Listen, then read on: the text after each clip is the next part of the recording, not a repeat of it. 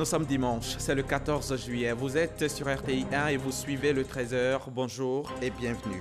4300, c'est le nombre de femmes et d'hommes qui ont défilé à pied sur l'avenue des Champs-Élysées à Paris ce 14 juillet. 67, c'est le nombre d'avions, 40, le nombre d'hélicoptères, 196 motards et 237 chevaux. Le défilé de ce 14 juillet a pour thème Agir ensemble et il est placé sous le signe de la coopération européenne. La Côte d'Ivoire, le Mali et le Burkina Faso collaborent pour mettre fin au phénomène de migration des jeunes et des enfants dans la zone sous-régionale ouest africaine. Les services étatiques et non étatiques des trois pays se sont réunis en atelier cette semaine ici à Abidjan à l'initiative de Save the Children.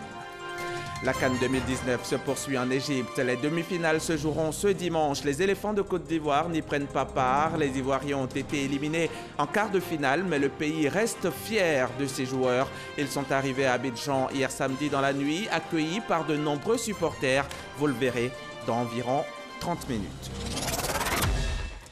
La ZLECAf est en marche. Elle se concrétise sûrement. C'est un projet de marché unique pour les marchandises, les services et la circulation des personnes afin d'approfondir l'intégration économique du continent africain et conformément à la vision panafricaine d'une Afrique intégrée, prospère et pacifique telle qu'énoncée dans l'agenda 2063.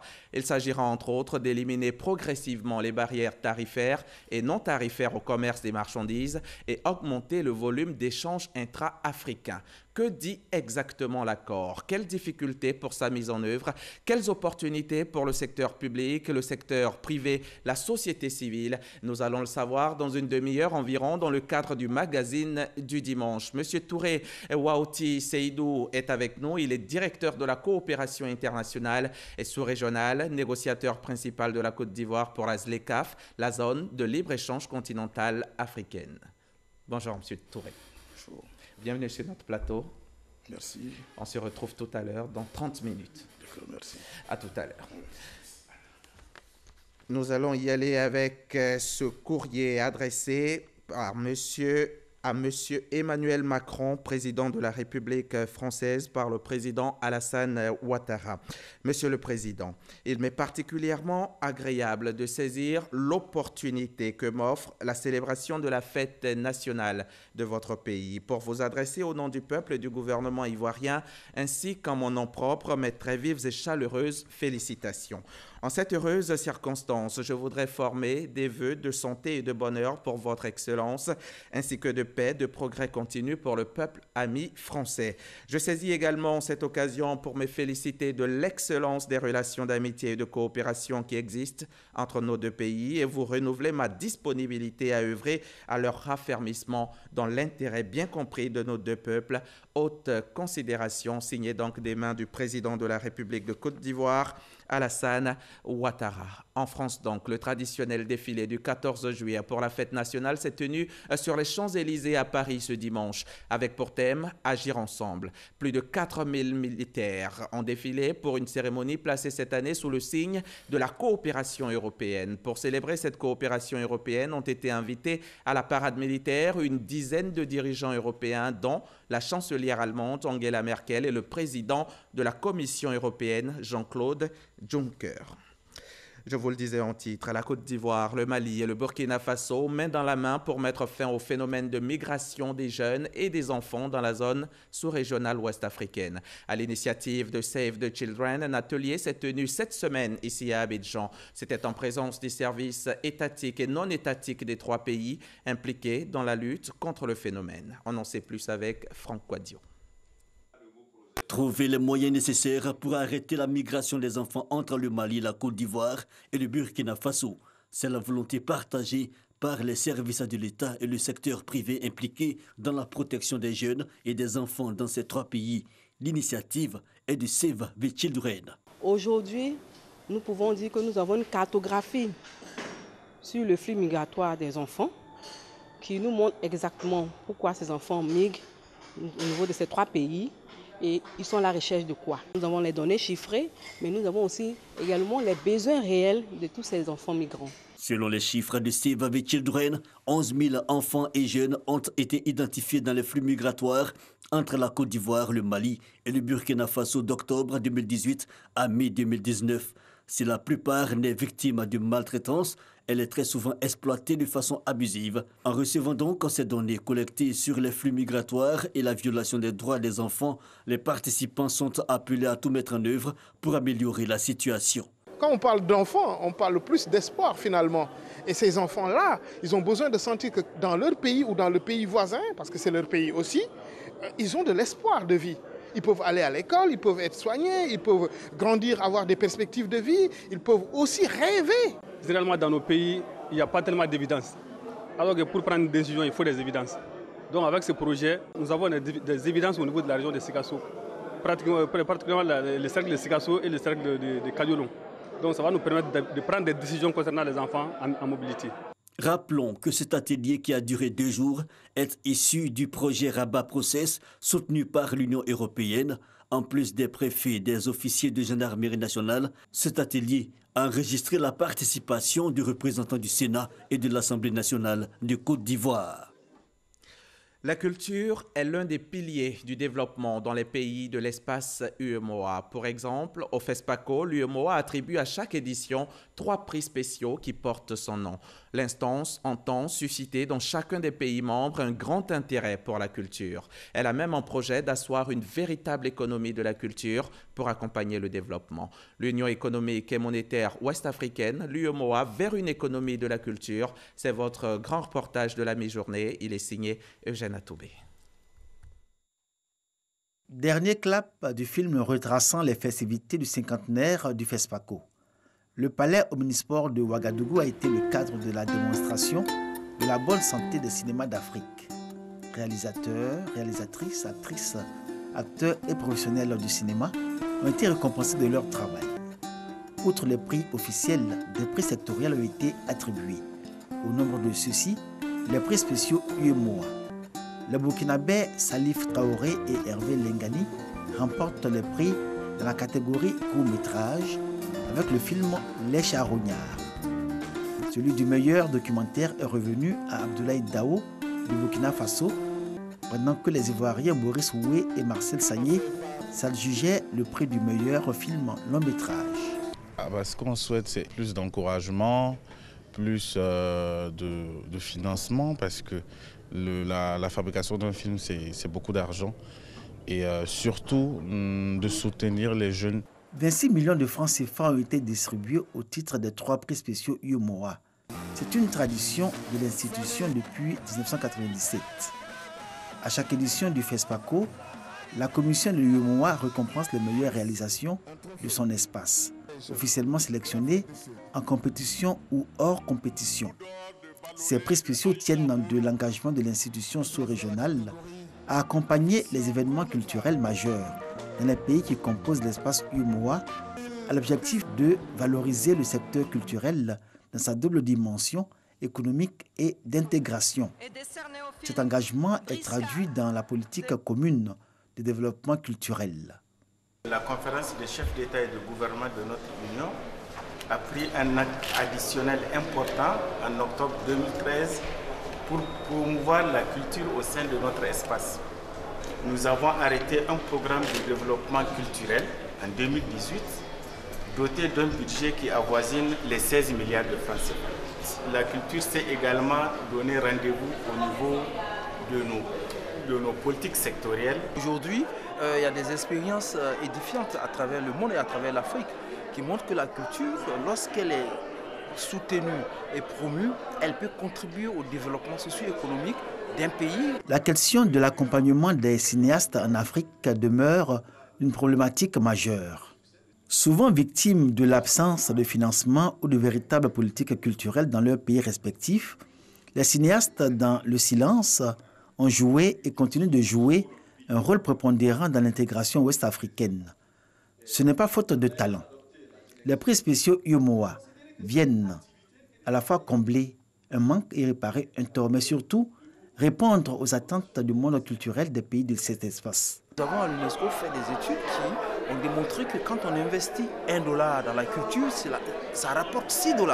Et donc c'est dire qu'aujourd'hui, en investissant dans la culture, on arrive à créer des emplois. Il y a une économie de la culture que les différents efforts qui sont en cours contribuant à faire émerger au profit de nos États et des acteurs qui sont impliqués, ceux qui investissent dans le cinéma, les créateurs eux-mêmes, les acteurs, parce que c'est aussi un secteur qui crée de l'emploi, qui crée de la valeur.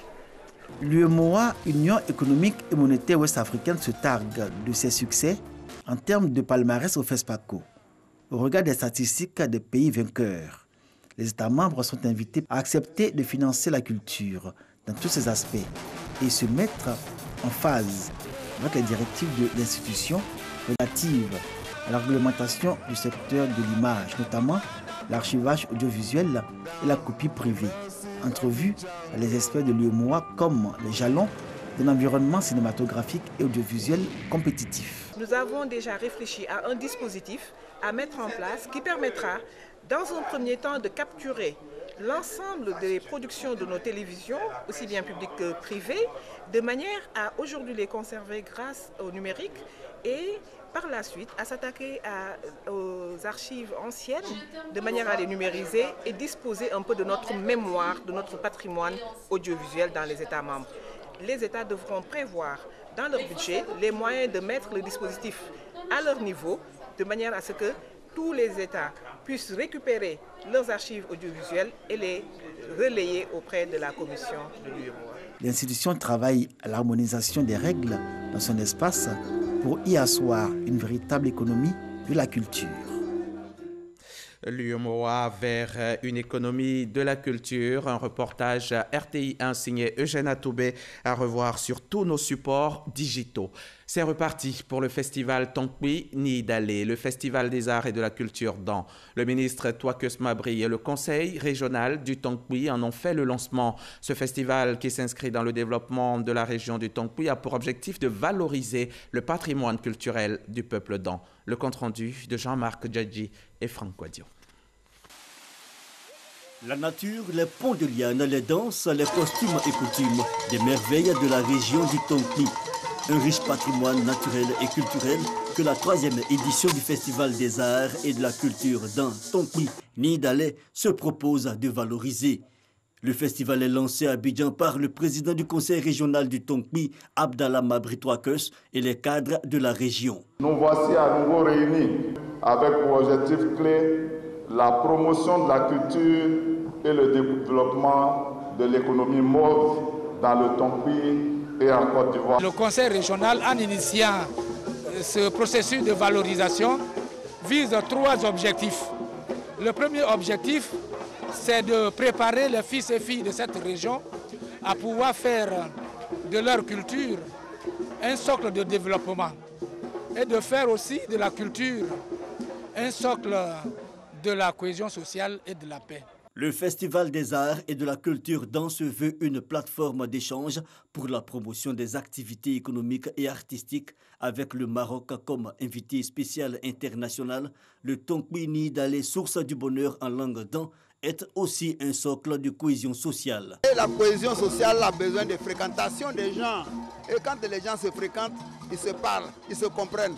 Donc, c'est une amitié renforcée. Et la chefferie traditionnelle qui est au fait de la réconciliation et du bien-être des populations sera saisie pour faire en sorte que les Ivoiriens se parlent et qu'ils dansent ensemble et qu'ils parlent le langage de la fraternité. Ce sera une très bonne chose pour nous, d'aller vers nos frères de Mans. Expositions, colloques et tourisme sont au menu de cet événement. La 3e édition du Festival des Arts et de la Culture dans se tiendra du 8 au 14 décembre 2019.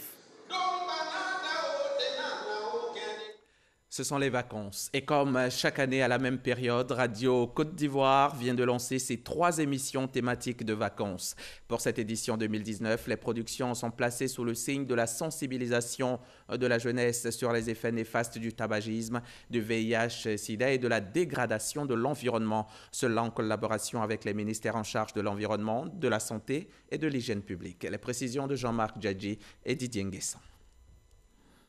Prestation d'artistes musiciens au studio Paul Améoué. Une ambiance surchauffée pour marquer le lancement des émissions Vacances 2019 de la radio nationale généraliste Radio Côte d'Ivoire. 3 émissions thématiques sont au programme pour animer ces vacances, à savoir À nous les vacances, Radio Vacances et Golden Voice. Objectif de ces productions, sensibiliser la jeunesse ivoirienne sur les effets néfastes du tabagisme, du VIH-Sida et de la dégradation de l'environnement. Radio Côte d'Ivoire est une chaîne généraliste, mais notre vocation, c'est la triptyque que tout le monde connaît, informer, éduquer, sensibiliser. Alors on s'est dit, pendant les vacances, beaucoup de jeunes s'adonnent à des comportements à risque. Et après avoir fermé, j'allais dire, les manuels scolaires, il est bon pour Radio Côte d'Ivoire, conformément à sa mission, de continuer à éduquer ces élèves-là, tout en leur permettant de se divertir. Les ministères en charge de l'environnement et de la santé participent pleinement à ces différentes productions. C'est un lieu d'échange, un lieu où nous pouvons véhiculer un message pour un changement de comportement. Parce que vous savez que la période des vacances est une période où les enfants cherchent à s'évader. Donc ils oublient les comportements sains. Donc c'est pour leur rappeler les comportements sains. Et au travers de ça, leur donner les bonnes informations sur le VIH-Sida. Parce que le problème aujourd'hui, c'est l'ignorance. Nous avons une mission de sensibilisation. Le résultat attendu, c'est l'amélioration des connaissances des populations. Sensibiliser les populations tout en les divertissant. Radio Côte d'Ivoire, avec ses émissions de vacances, va parcourir durant 2 mois le district d'Abidjan et l'intérieur du pays. Les correcteurs de presse ont décidé de sortir de l'ombre. Ils sont en union depuis bientôt 2 ans pour tenter de rendre leur travail visible. Ils sont un maillon essentiel de la presse. Le correcteur intervient sur tout texte écrit destiné à la publication sur papier ou en ligne. Il veille à la fois au bon usage orthographique et grammatical, à la tenue syntaxique, au respect des règles typographiques et à la cohérence du contenu. Depuis hier, leur union est officielle. Firmin Ngri Bonfils, correcteur à Fraternité Matin, est le tout premier président de l'Union nationale des professionnels de la correction en Côte d'Ivoire, UNPCI. Ce regroupement de correcteurs de presse et d'édition est une première dans le monde de la presse en Côte d'Ivoire. Nous avons décidé de mettre sur pied cette union afin de valoriser ce métier-là. C'est d'abord de le faire connaître du grand public, afin que tout ce qui est parution en Côte d'Ivoire ne paraisse plus pour paraître, mais que ce soit avalisé par un regard critique, un regard autre, qui apporte la caution intellectuelle à cette œuvre-là. Peu nombreux, mais maillons incontournables, les correcteurs sont le regard extérieur des journalistes. Ils permettent d'éviter d'éventuelles fautes. Pour être correcteur, il faut une bonne culture générale, se mettre en union, une initiative qui acquiert l'adhésion du représentant du parrain. L'union vient véritablement à son heure pour pouvoir revaloriser l'image du correcteur qui est mal perçue, mal connue de la société. Nous pensons que le correcteur doit rester le gardien de la qualité de l'écrit et qu'il doit rester ce maillon essentiel qui, tout en étant dans l'ombre, participe pleinement justement à enrichir les papiers, les écrits des journalistes, les écrits des auteurs. Cette cérémonie a été également meublée par une conférence de presse animée par Michel Kofi autour du thème « Le correcteur, cet autre lecteur pour montrer son rôle au quotidien dans une rédaction ». Le nouveau président souhaite que les gouvernants intègrent le correcteur à l'administration publique et cela afin d'éviter les fautes sur les documents délivrés. C'était un reportage de Théodore Zouzou et Franck Quadio. Place de la République au Plateau, boulevard de France et boulevard des Martyrs à Cocody et promenade du Front de Mer à Port-Bouët, voilà des sites en pleine réfection en voie d'embellissement. Le ministère de l'Équipement et de l'Entretien routier est allé voir l'état d'avancement des travaux en présence de notre reporter Lanciné Bakayoko. Avec ces travaux d'embellissement, Abidjan retrouve peu à peu son prestige de perle des lagunes. Au Plateau, côté boulevard lagunaire, les travaux de décapage sont presque terminés sur les trottoirs et les terre-pleins. Au niveau de Cocody, boulevard des Martyrs et de France, des arbustes ont été plantés. Le terrain est en préparation pour l'engazonnement, l'installation des verdures et l'arrosage intégré. Très prochainement, des plantes verdoyantes viendront donc habiller les coins du sol. C'est une première partie que nous appelons un projet pilote. Et nous avons pris cet axe qui est structurant et ça va s'étendre au reste de la ville d'Abidjan. À Port-Bouët, c'est le projet d'aménagement de la promenade du Front de Mer. Sur le site qui s'étend sur 8 km juste après l'aéroport Félix Houphouët-Boigny, les pistes piétonnes sont bien visibles. Il est prévu des aires pour des balades pédestres, des espaces de restauration et de loisirs, de sport, un espace plein air de détente. Le but ultime de tous ces travaux est de mettre plus de nature près des populations pour leur confort et surtout pour leur bien-être. À Madinani, dans le Kabadougou, c'est l'accès à des soins de santé de qualité qui reste une priorité majeure.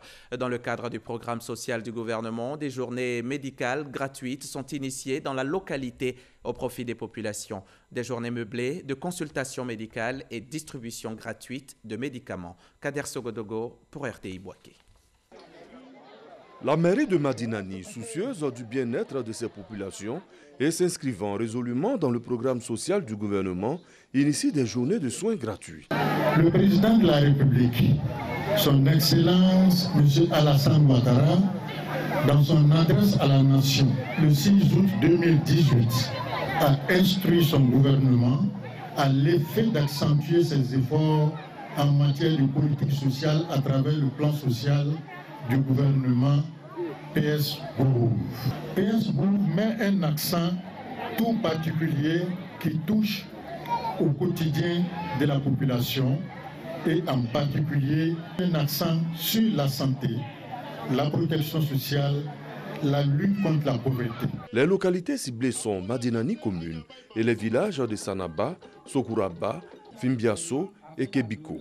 Des consultations en médecine générale, gynécologique, dépistage des troubles liés à la tension et au diabète avec des remises de médicaments gratuits. Des soucis en moins pour la population. Parce que ça va nous enrager beaucoup. Avant, là, on n'a pas la route ici. Femme enceinte, il voulait faire couchement.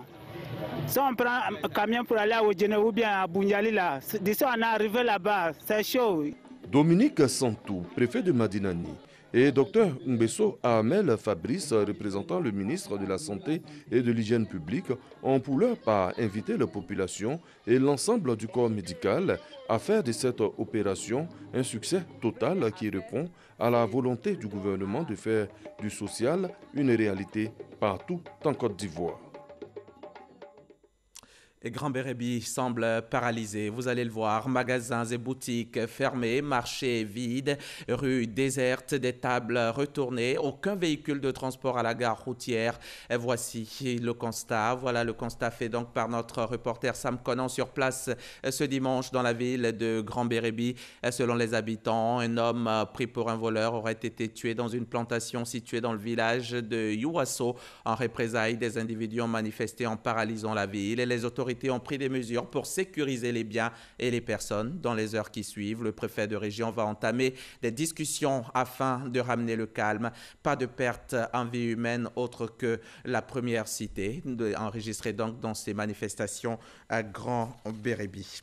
Et c'est pour cette paix-là que l'on a prié à Bingerville, une prière pour la cohésion sociale dans le pays. On a surtout prié pour conjurer le mauvais sort après le drame survenu il y a quelques jours à Abata, un village de la commune. Souvenez-vous, cette personne avait trouvé la mort après qu'elles ont consommé une boisson locale. L'initiative des autorités municipales vise donc à promouvoir le vivre ensemble. C'est ce que nous disent Théodore Zouzou et Franck Quadio. À Abata, les 1er et 3 juillet dernier, 7 personnes succombaient suite à la consommation d'une liqueur locale. Espier le mauvais sort après le drame et renforcer cohésion sociale et paix dans la localité, voire sur toute l'étendue du territoire national. Désormais, la volonté des autorités municipales de Bingerville. À Bingerville, nous avons connu un drame. Et cela nous a incité à nous rappeler que nous avons un Créateur qui est Dieu et donc à demander sa clémence, à demander à Dieu le Tout-Puissant de nous assister et de gouverner nos pas. En même temps, de demander à Dieu de nous apporter la paix. Une initiative qui acquiert l'adhésion des autorités religieuses. Nous bénissons le Seigneur de ce qu'il a instruit le cœur des autorités communales de penser d'abord à Dieu. Pour tous ces événements qui arrivent à Bingerville, il est nécessaire que chaque entité spirituelle s'élève d'un commun accord pour invoquer Dieu pour qu'il apporte la quiétude, la paix dans cette ville et surtout la paix en Côte d'Ivoire. Notons-le, l'intoxication à Bata a amené le préfet d'Abidjan, Vincent Tobi, à interdire la vente et la consommation de ce liquide dans les 13 communes du district d'Abidjan depuis le 4 juillet dernier. Benjéville se veut une ville de bonne santé où règne cohésion sociale et paix. La paix étant souhaitée pour toute la Côte d'Ivoire à gage d'un développement harmonieux. Le chemin du salut passe par l'homme. C'est en ces termes que Monseigneur Alexis Touabli a exhorté à la cohésion et à la paix en Côte d'Ivoire. Ce prêche, c'était dimanche lors de la messe d'action de grâce de consécration de la paroisse Notre-Dame de la Visitation de Yamoussoukro. L'église paroissiale compte environ 2500 places. Sa réalisation aura coûté plus de 100 millions de francs CFA aux fidèles. Reportage RTI Boaké, Léon Brokwame. Béni et sanctifié, l'eau, le sel et l'huile répandus sur l'autel et les murs de l'église. Par ces rites, l'évêque de Yamoussoukro consacre cet édifice avec pour nom Notre-Dame de la Visitation. Une paroisse de 2500 places dont la moitié à l'intérieur, le résultat de 27 années d'efforts financiers pour les paroissiens.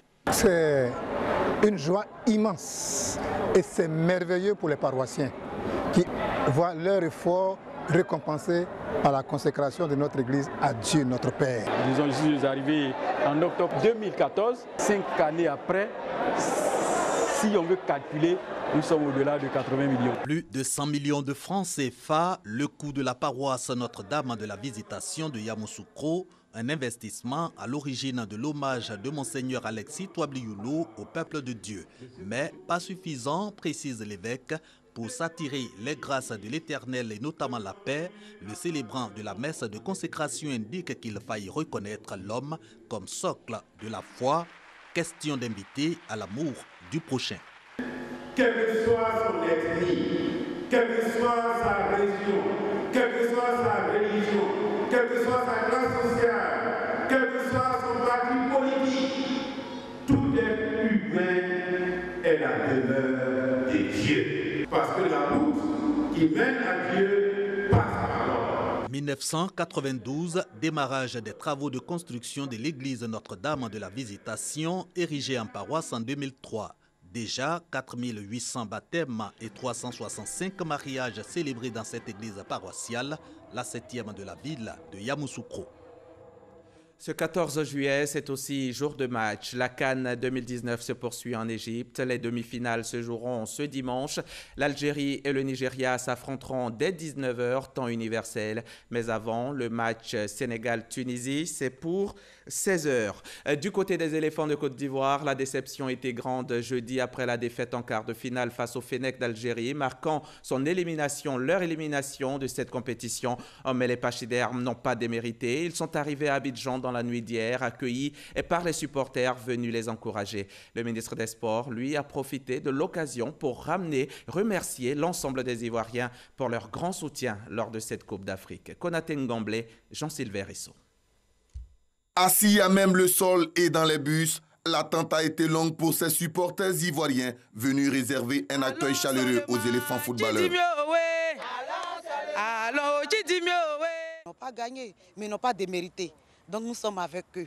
On se sert de toutes ces défaites, de toutes ces expériences acquises pour devenir plus fort. Parce que l'éléphant, il trébuche, mais il ne tombe jamais.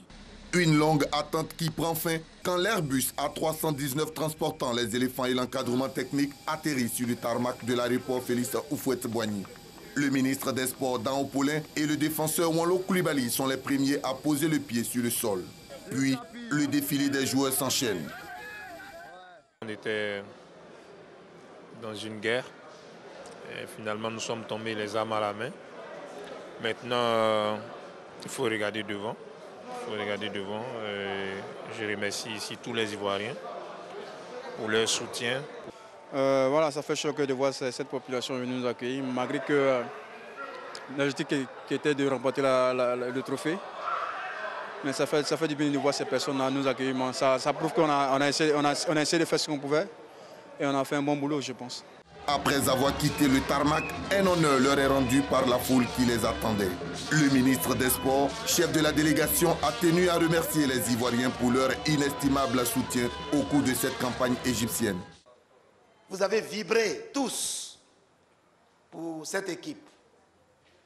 Ça montre que les Ivoiriens ont un lien fort, un lien viscéral avec l'équipe nationale, avec les éléphants. Et c'est pourquoi vous êtes là. Aujourd'hui, nous voulons vous dire merci. Il est 1h du matin quand les joueurs rejoignent leur domicile où ils passeront quelques jours de vacances bien méritées avant de rejoindre leurs différents clubs. Et la prochaine fois sera la bonne, c'est sûr. C'est maintenant l'heure du magazine du dimanche et comme chaque dimanche, nous évoquons des sujets d'actualité. Aujourd'hui, nous parlerons ZLECAf, la zone de libre-échange continentale africaine. Notre invité est négociateur principal de la Côte d'Ivoire pour la ZLECAf. Bienvenue, Monsieur Touré. On va commencer notre entretien juste après cet élément vidéo.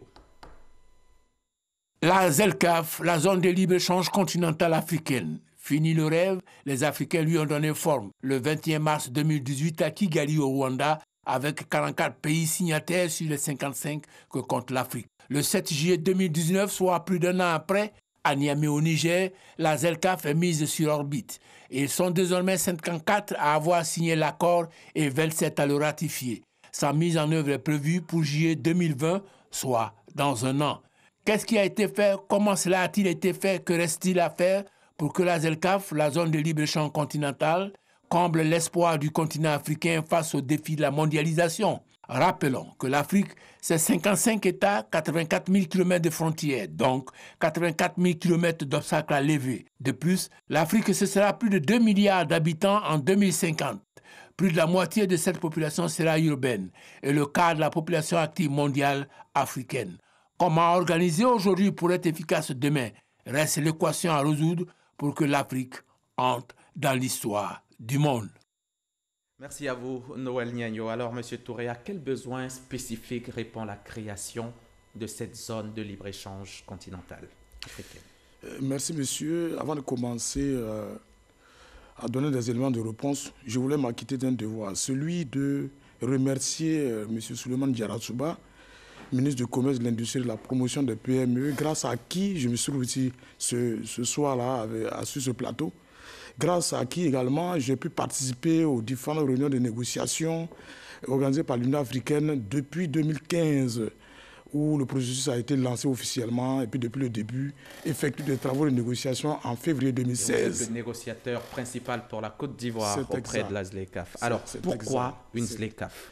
La ZLECAf répond à plusieurs besoins spécifiques. Il faut dire que ça a été l'occasion de concrétiser le rêve des pères fondateurs de l'Organisation de l'Unité africaine, qui, créée en 1963, les pères fondateurs rêvaient d'aboutir à long terme à une vraie unité africaine. C'est aussi l'occasion pour réaliser, contribuer à la contribution du marché commun projeté à l'horizon 2025, tel que prévu dans le traité d'Abuja qui a été adopté en juin 1991, s'il vous plaît. Et c'est aussi l'occasion de mettre en place une politique africaine commune pour le développement économique de l'Afrique, tel qu'il avait été prévu dans le plan d'action de Lagos. Et c'est aussi une occasion de donner à ces zones de libre-échange continentale le projet phare, de faire de cette zone-là le projet phare, l'agenda 2063, qui projette justement une Afrique intégrée, prospère et puis paisible, avec un continent économique unique. Et comment elle va fonctionner concrètement? D'aucuns disent qu'elle sera calquée sur le modèle de l'Union européenne. Alors, pour mieux comprendre comment ça va fonctionner, il est mieux de connaître, de donner d'abord la définition de ce que c'est qu'une zone de libre-échange. Qu'est-ce que c'est alors? Une zone de libre-échange, c'est un ensemble de pays qui, dans le cadre du processus de l'intégration de leur économie, ont convenu d'éliminer l'essentiel des droits de douane sur les échanges de produits et services qui se font entre eux. Et c'est la première étape du processus d'intégration économique régionale. Eh bien, étant la première étape, il y a plusieurs étapes qui viennent, 4 étapes qui suivent, pas de façon linéaire, mais en tout cas de façon à aller progressivement vers une intégration de plus en plus poussée. On note l'union douanière après la zone de libre-échange qui est caractérisée par un tarif extérieur commun. Voilà. Ensuite, L'étape suivante, c'est l'étape du marché commun qui est caractérisé par la libre circulation des facteurs de production. Ensuite vient l'union économique, l'harmonisation des politiques économiques des différents États et qui fait place ensuite à l'union économique monétaire caractérisée par une monnaie commune qui est instaurée. Et puis, enfin, l'union politique et sociale.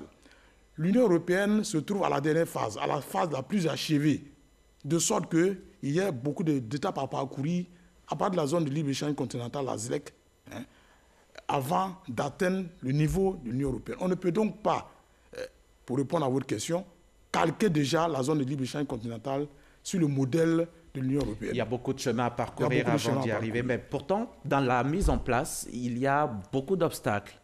Oui. C'est quoi? Pourquoi ces freins? Quels sont ces freins d'ailleurs? C'est tout à fait normal qu'un projet d'envergure continentale qu'il ait des difficultés. Et il y a eu beaucoup de difficultés. Ces difficultés se sont liées au fait que les communautés économiques régionales qui sont sur place, la CEDEAO, l'UMA, le COMESA, la SADC, bon, j'en passe. L'Union africaine reconnaît 8 communautés économiques régionales.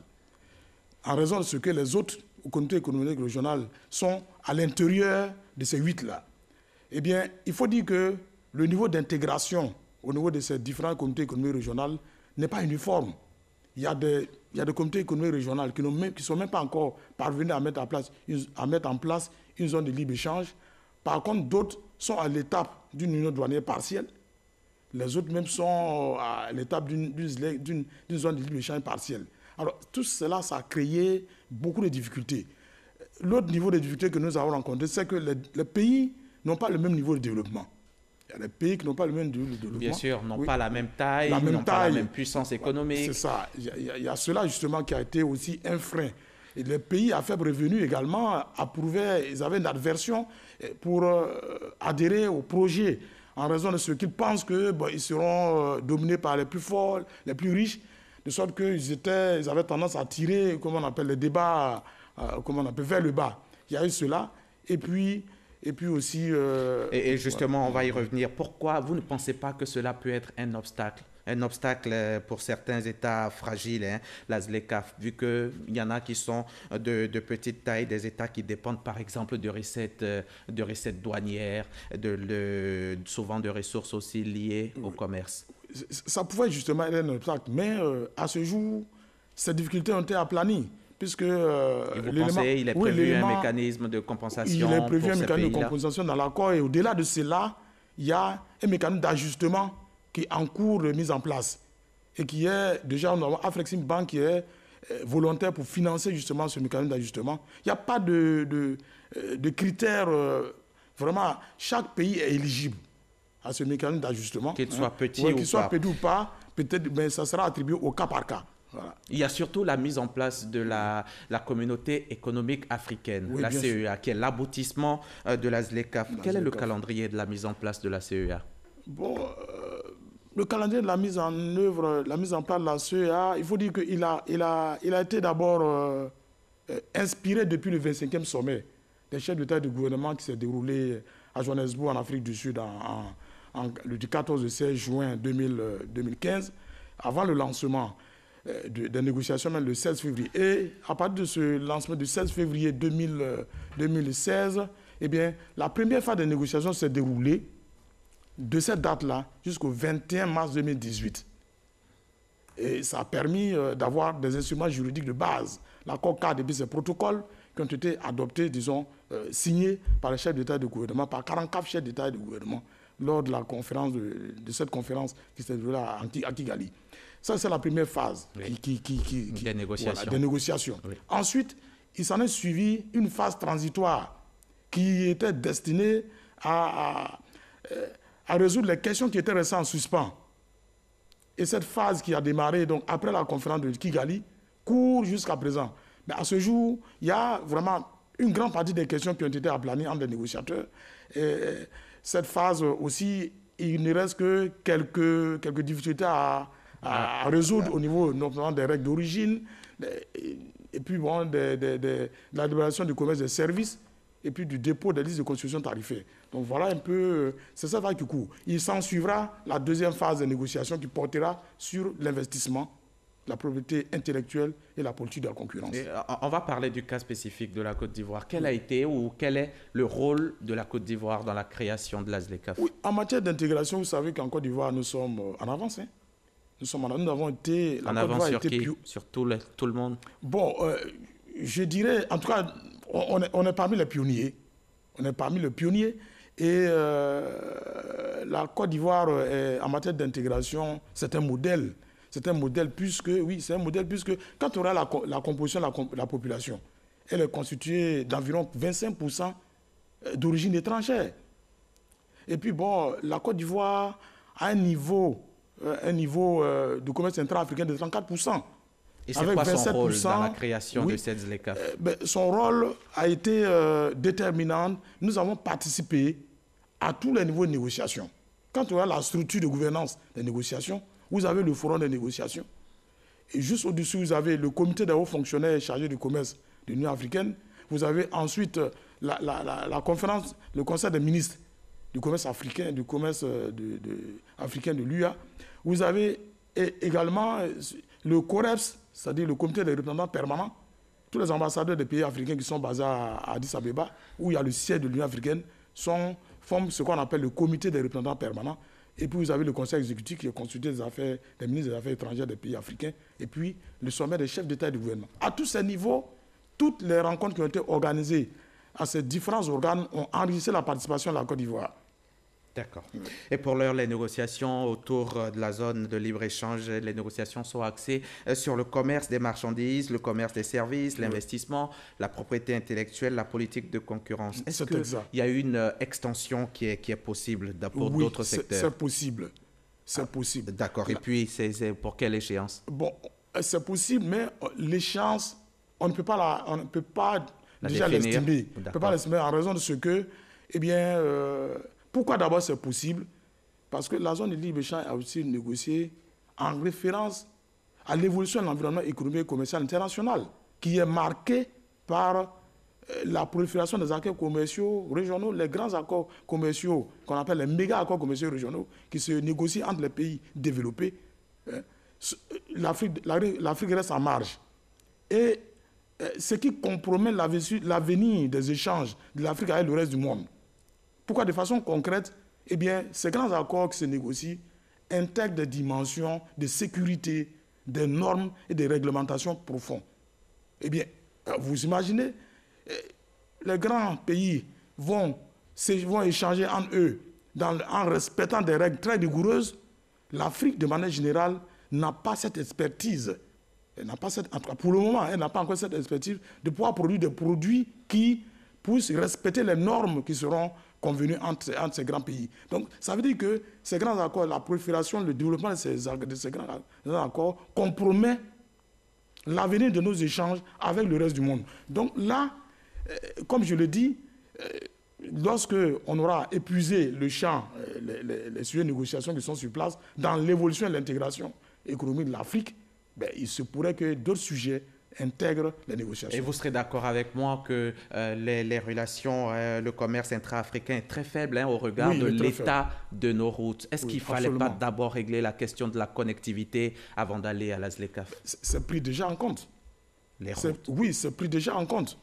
Il y a... le mauvais état de des routes de tous les pays africains, c'est pris en compte. C'est pris déjà en compte. Alors, bon, dans un premier temps, la plupart des pays africains sont membres de l'Organisation mondiale du commerce. Et à l'Organisation mondiale du commerce, il y a l'accord sur la facilitation des échanges, qui prend ces aspects déjà. Deuxièmement, dans l'accord cadre, les annexes, le protocole sur le commerce des marchandises, il a des annexes. Ces annexes, il y a une annexe qui porte sur la facilitation des échanges. Bon, il y en a plein, il y a 9 annexes. En 9 annexes, vous avez les listes de constitution tarifaire, vous avez les règles d'origine, vous avez les barèmes non tarifaires, les obstacles techniques au commerce, vous avez cette panoplie de tests qui, si on s'en tient même à l'annexe sur la facilitation des échanges, eh bien, la mise en œuvre efficace de cette annexe associée à la mise en œuvre de l'accord de l'OMC sur la facilitation des échanges aboutira à planer toutes ces difficultés. Et donc, on a terminé. Comment sera financée la ZLECAf? La ZLECAF sera financée est la contribution de la Côte d'Ivoire? À travers la contribution des États au budget de l'Union africaine. La contribution de la Côte d'Ivoire au niveau de l'Union africaine. Quelle sera la contribution de la Côte d'Ivoire? Elle se fera à travers notre contribution au budget de l'organisation. Merci. Monsieur Touré. Touré Waoti Seydou, directeur de la coopération internationale et sous-régionale, négociateur principal de la Côte d'Ivoire pour la ZLECAf. Je rappelle que vous êtes venu nous parler des enjeux de la zone de libre-échange continentale africaine. Merci d'avoir fait le déplacement. C'est la fin de cette édition. Merci de l'avoir suivi. Merci de votre confiance. Merci aux équipes en régie. Ça ne se voit pas en studio, mais il y a du monde là-haut. Bon dimanche et très bonne suite des programmes sur la chaîne Kirasa.